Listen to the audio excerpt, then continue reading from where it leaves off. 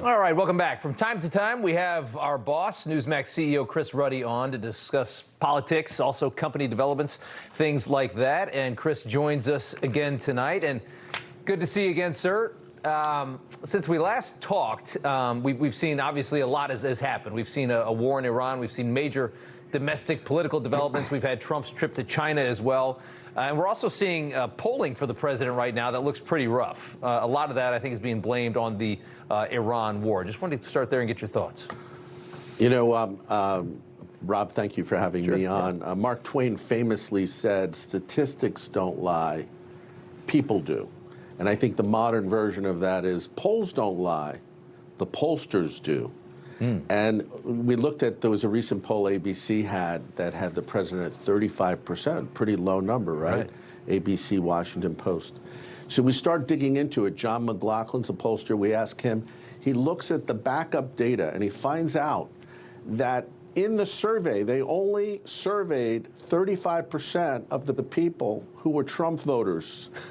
Well, you saw the last election. Yeah. Trump won the election with almost 50%. So what they're doing is they ratchet the number. If you look at polls that are honest, they're all still in the mid-40s for the president. In this situation that we're facing, the political environment, it's a pretty good number. Yeah. So, and I think the other thing is the economic numbers the president have are simply great. Stock market record highs we've never had in history. That's a leading indicator of where the economy is going. He tamed inflation and unemployment, brought it way down from where Biden had it a couple of years ago. There's a little hiccup with the inflation because of the Iran war. GDP numbers have been really good despite these shutdowns.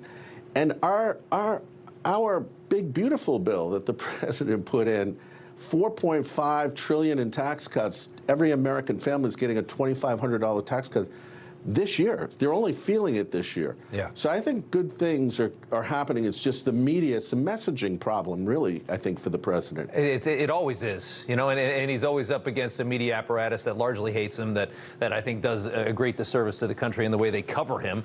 But I do at the same time think, I mean, obviously the inflation number from the last month was kind of a disappointment. I know he'd love to get this thing in Iran wrapped up. And with that, let's talk about Israel for a second. You were the first major media figure to sit down with Netanyahu not too long ago. The war is taking longer than Netanyahu expected, I think, than Trump expected as well. Yeah, you're right. I mean, when I met the prime minister in Israel in March, he said we were 50% through the war. So I think he was figuring it'd be maybe 3 or 4 weeks longer. It appears to have gone on longer, but if you look at really what's happened, the war was over sometime in March. Major hostilities have ended. What's really going on now is what is going to happen in a post-war environment. Will Iran behave among civilized nations? Will it keep its nuclear program below thresholds? President Trump, to his credit, is saying, I'm not going to have a situation like we had in Iraq where we left and ISIS was all over the place spreading terror.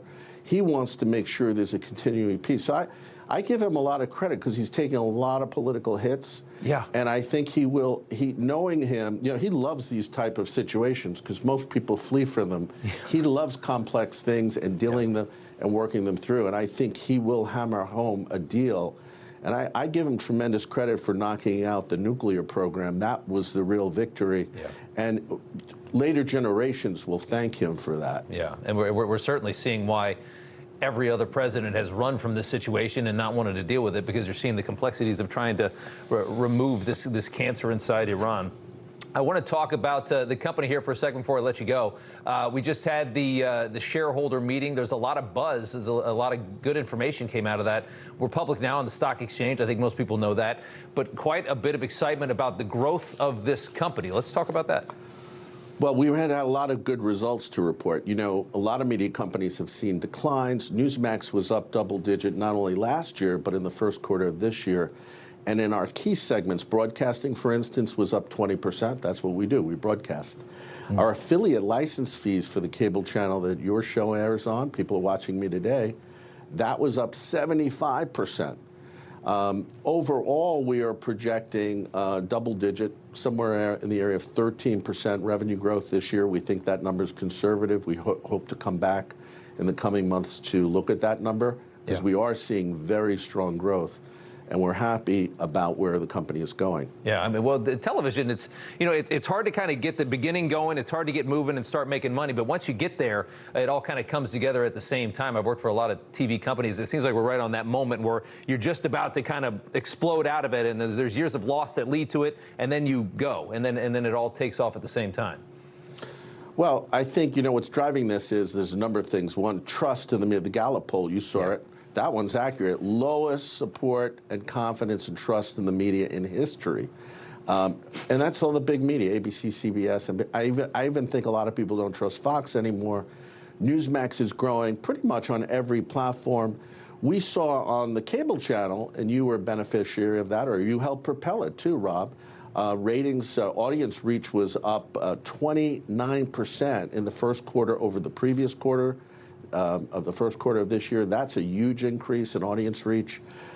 We had 17 million people tune into NEWSMAX on the cable channel alone in April. Wow. Again, a big number. 25 million followers. We broke a record on social media, Facebook, Twitter, X, Truth Social. So the numbers don't lie. We really are exploding. It's just across many platforms.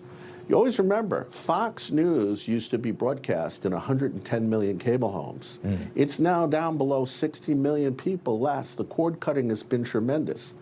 And so a lot of people are going to NEWSMAX 2, our streaming service, our NEWSMAX Plus, our streaming application. So we're seeing very big numbers. Yeah, it is something else.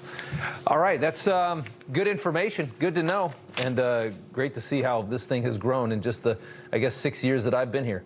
Chris Ruddy, good to see you. Thanks so much. We appreciate it. Thank you, Rob. Good to be with you. Everybody's reporting the same stories, the same spin. You turn the channel, it's always the same. But not us. We're different. We report the real news. No spin, just the facts. Turn to us, and you won't turn back. Tune in to Rob Schmitt tonight on NEWSMAX.